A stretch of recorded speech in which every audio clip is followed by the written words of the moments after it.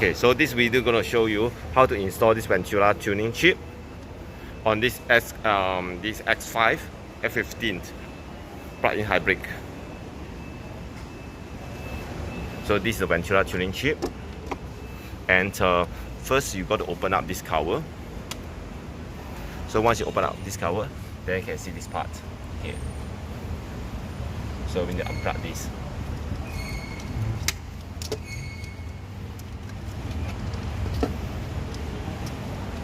Dia dua-dua sama. Tak, dia mesti masuk. Kalau boleh ngam dia. Boleh. Boleh. Macam mana? So you connect these Ventura tuning chips connector. Ngam masuk. Boleh. Boleh. Kali tu.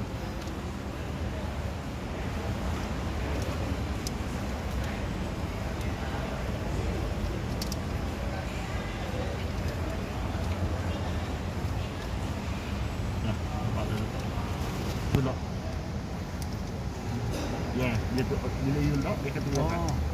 Macam ni sudah kita masuk. Dah masuk. So we are actually guiding the customers on how to install this Ventura tuning chip on his own.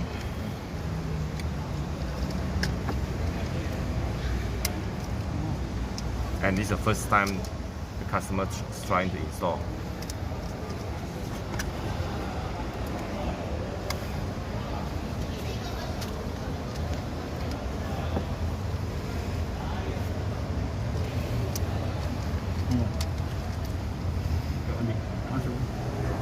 Dia mesti lock.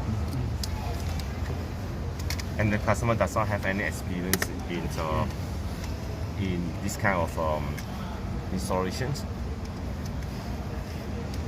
Mula-mula dia, lepas tu dia biasa dia okey. Yeah. Kan hari-hari dia buka pun. Sekali dia buka. Very good actually. Dia boleh try sendiri. Very good.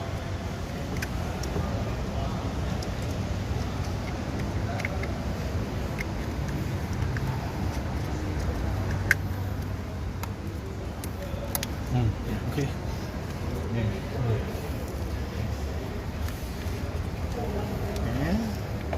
Cover that. So done. Cover that. Jadi masuk dalam. Oh.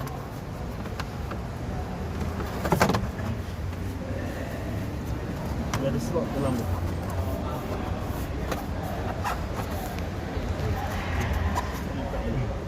Letak ni dia takkan jatuh. Walaupun sikit pun dia takkan jatuh. Okay.